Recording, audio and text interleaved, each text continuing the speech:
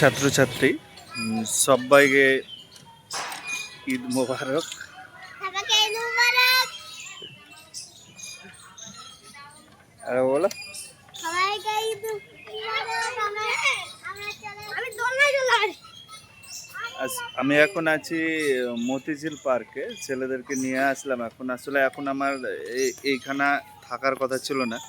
আমাদের কালকে যে প্রোগ্রামটা ছিল তারই কিছু শিডিউল ছিল, কাজ ছিল, সেইগুলো নিয়ে ব্যস্ত থাকার কথা ছিল। কিন্তু আমি কয়েকটা ভিডিও পোস্ট করেছি গ্রুপে, আর সেইখানে দেখা যাচ্ছে যে আমাদের যে জায়গায় প্রোগ্রামটা হতো সেই জায়গাটার অবস্থা কি হয়েছে।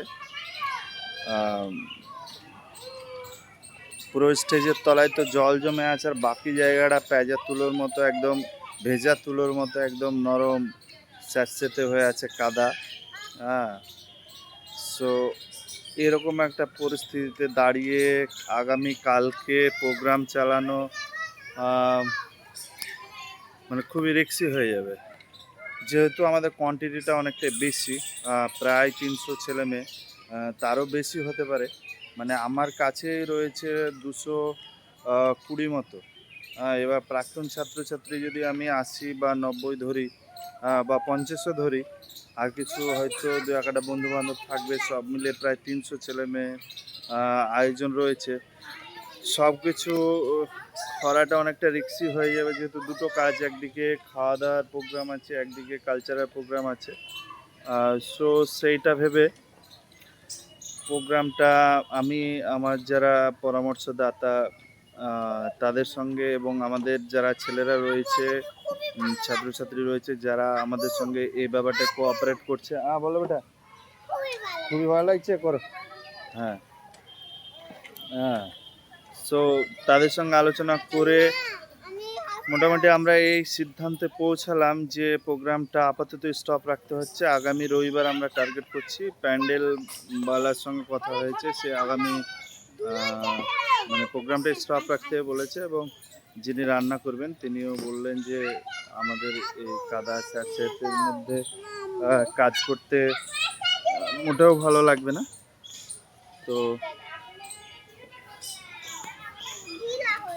আচ্ছা, ঠিক করেছি আমি। এই মুহূর্তে তাহলে সম্ভব হচ্ছে না। যারা দূর থেকে বাড়িতে এসছো ঈদের মুহূর্তে, আমার আসলে ঈদের পরের দিন প্রোগ্রাম করাটা ঠিক এই কারণে যে আমাদের অনেক ছেলে মেয়ে কাজের সঙ্গে যুক্ত, তারা ঈদে বাড়ি এসে তারা বেশি দিন থাকে না, কেউ কেউ অফিস আদালতেও কাজ কাম করে। সো তারা যেন ঈদের পরের দিন এই ছুটিটায় মানে আমাদের সঙ্গে কানেক্ট করতে পারে, সেই জন্য ঈদের পরের দিনটাই রাখা হয়েছিল। অনেকে প্রশ্ন করছিল আমাকে যে ঈদের পরের দিনে প্রোগ্রাম কেন। তো ঈদের পরের দিনে প্রোগ্রাম করার কারণ এটাই ছিল। সো যা কপালে নেই, হচ্ছে না। আগামী রবিবার ইনশাল্লাহ হবে। সবাই একটু কোঅপারেট করো, আর ফ্রেন্ড লিস্টে যারা যারা আছে, তোমাদের যারা ব্যাচমেট আছে, সবাইকে প্লিজ মানে আমার তরফ থেকে এবং আমাদের তরফ থেকে সবাইকে একটু জানিয়ে দেওয়ার চেষ্টা করো, কারণ আমি একাই সবার কাছে হয়তো পৌঁছাতে পারবো না, সবাইকে বলতে পারবো না। সুতরাং তোমরা একটু বলে দিও। আর আগামী রবিবার যেটা হবে, যারা দূরে থাকো তারা প্লিজ আসার চেষ্টা করো। যারা কাজ কামের সঙ্গে যুক্ত তারাই আমাদের বর্তমান ছেলে মেয়েদের কাছে একটা ইন্সপায়ারেশন। হ্যাঁ, সো একটু চেষ্টা করো সবাই।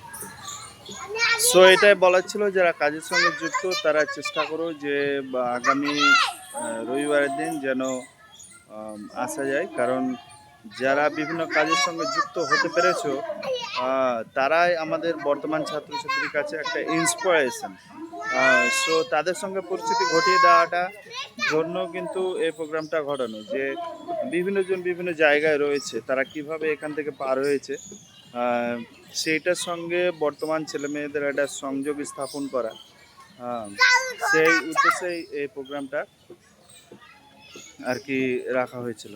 সো আশা করছি পরের বার হবে ইনশাল্লাহ, দেখা যাক। তৌফিক তো খুবই মানে ব্যাপারটাতে আনন্দ উপভোগ করছে, কারণ সে বাইরে ছিল, তার তো প্রথম থেকেই সে আমাদের সঙ্গে ছিল। হ্যাঁ, সে পরের রবিবার হলে আসতে পারবে। সুরাজও খুব খুশি হবে। হ্যাঁ, আমরা অফিসে হলে সুরাজ খুশি হবে, তৌফিক খুশি হবে। হ্যাঁ, ঠিক আছে ভাই। হুম, দেখা হচ্ছে পরের রবিবার ইনশাল্লাহ।